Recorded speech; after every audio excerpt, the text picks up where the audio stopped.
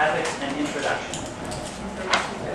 Or a cheat sheet so you can party more in college. Everybody party safe, everybody party healthy.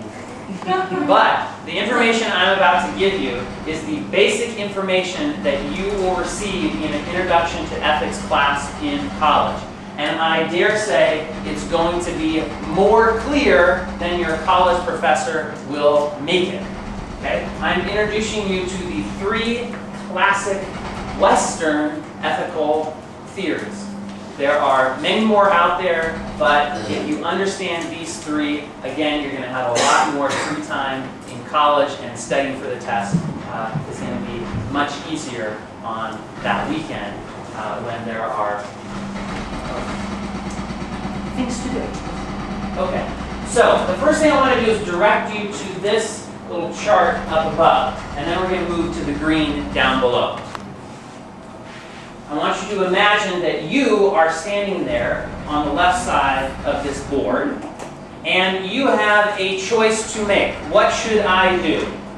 What should I think about this particular choice that I have? Okay. So let's say, for example, that you are our former vice president, and you are going quail hunting, and you have a rifle, and you've got some friends who are also quail hunting, and you look up ahead in the marshes, in the bushes, and you see something move, and it's just about the height that a quail might move.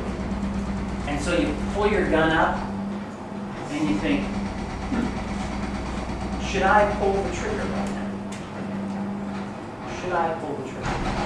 So we're going to try and figure out whether pulling the trigger is the right thing to do or not the right thing to do. If you are a former vice president, Dick Cheney.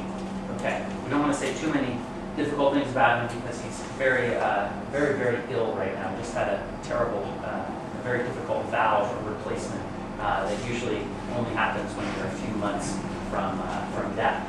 So, but anyway, different ethical philosophers look at different points in this series in order to determine whether a choice is right or wrong. The first thing one can look at when deciding whether an action is right or wrong is the intention of the person who is about to act. The intention, okay? So if I'm Dick Cheney and I'm about to pull the trigger, what is my intention? Okay, I'm going to shoot that quail.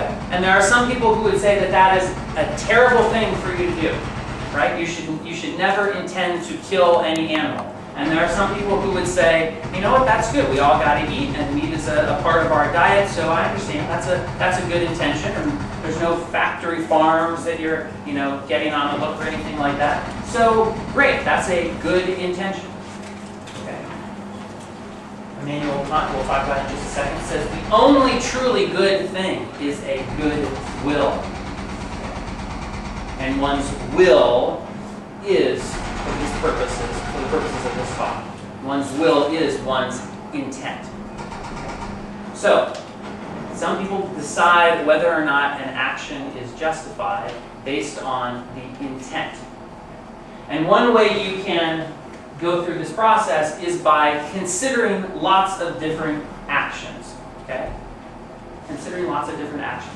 Considering lots of different maxims. Okay? Maxim is not a cheese ball male equivalent of cosmopolitan.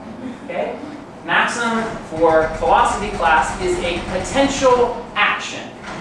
Okay? So when weighing potential choices,